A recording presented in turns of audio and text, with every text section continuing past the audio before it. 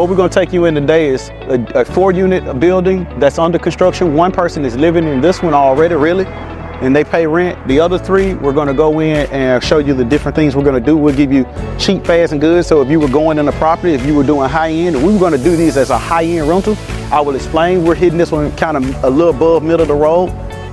We're still waiting on the area to trend upward. It's coming that way, it's happening. They have a whole master plan for this area, but you don't wanna be too far ahead, okay? I haven't been inside of this one in about a week, so I don't know if they've done anything. This is actually my first time seeing the exterior paint on this one in person. I got some critiques, but this one was, this is the one we're working on currently and then moving into this one. So I think it's people in there actually working. When you're going in these houses, you have to have a very clear plan of number 1, our number, what we're gonna sell it for, and number 2, we know our budget, what we projected to budget, right? And then number 3, what are we gonna do to the homes? For my ladies, don't get in here and get the change stuff because it's pretty once you get in here. Sometimes things are necessary. Some stuff makes more sense, right? When you get in it, sometimes you'll run into a situation where it makes more sense to do, like we do need to bump this wall out, or we should add a bath here. Now, well, no, adding a bath, you should do it on the front end. I didn't like the fact that the railing was 2 different colors. So the railing at the top is white, and then this railing is this stained brown color.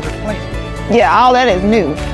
So I think we're gonna swap that railing to match the brown railing down here, because I don't like that it's 2 different colors. You have to place a contingency in every budget. So let's say in your brain, this house gonna run you $50,000 in renovation. You ran your numbers, right?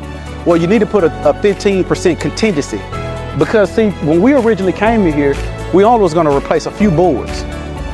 But once they pulled the boards out, there was a lot of rotten wood under here. Well, you can't cut the corner. I just want you to know, if you're doing an older home or you're doing a home that's 1950s, 1960s, this house, this is over 100 years old. It's about 100.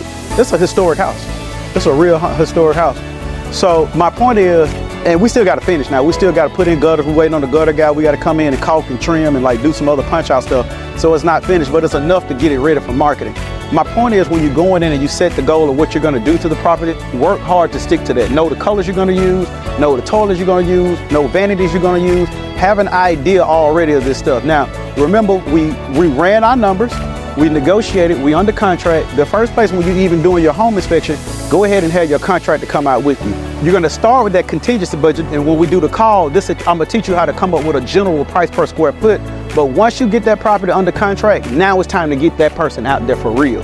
So the action steps you need to be doing right now is building your bench, building your team. So you need to find at least 3 plumbers, you need 3 electrical people, you need 3 HVAC people, you need 3 of everything that you need in the project right now. Why do I say 3? If one can't show up, he be out of town all the time. I'm picking with him.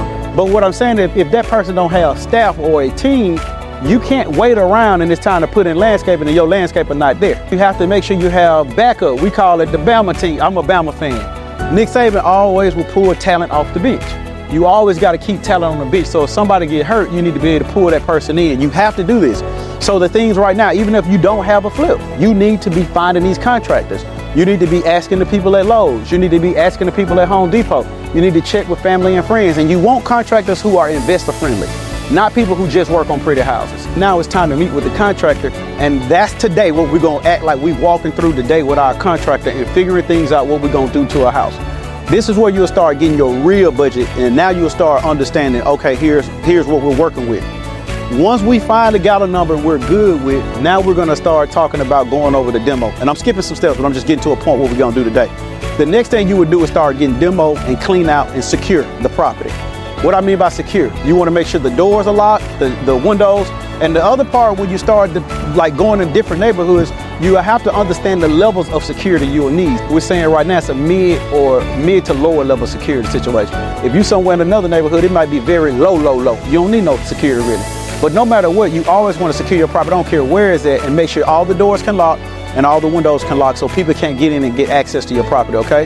That you want to count your light switches, you want to count your plugs, you want to count your doorknobs, you want to count everything, right? Because that's what you're building this material list. And then you're going to take that material list and go to Lowe's.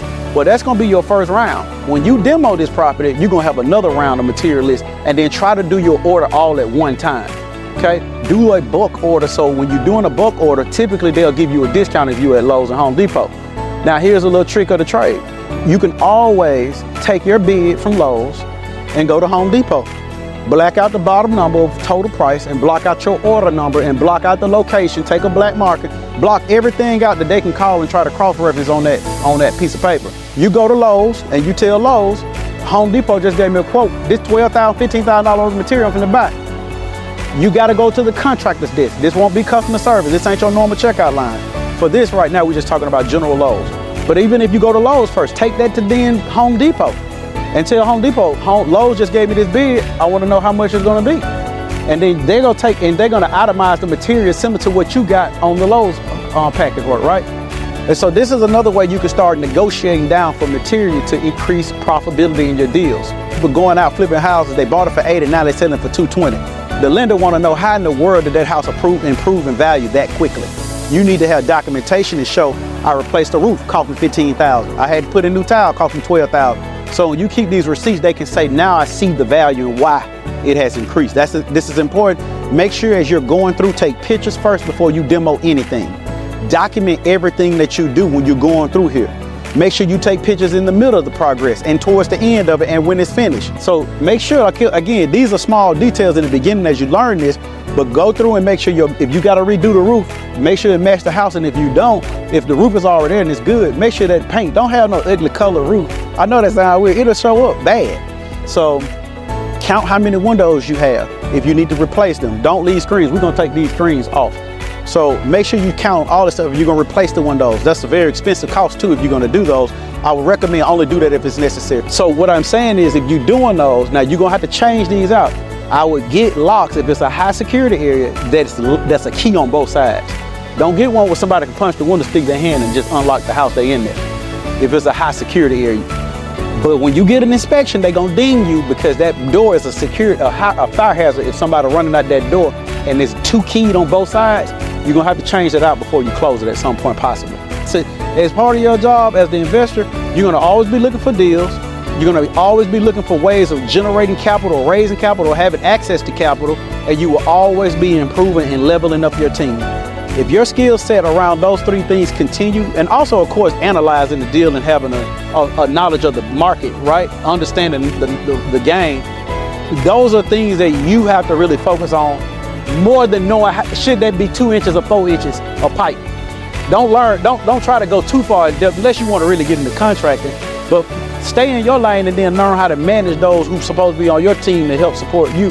And we all working together because I want to keep them as busy and help them build their business so they can reinvest and do real estate as well. But it's like what you're doing, you got to do what you're doing, let them do what they do. That's why they'll tell you, get out the way. At some point you have to realize if you are truly wanting to stop trading time for money, you have to have assets that produce cash flow. That's just the truth. And that's whether that's through interest, through businesses, investing in real estate or investing in the stock market.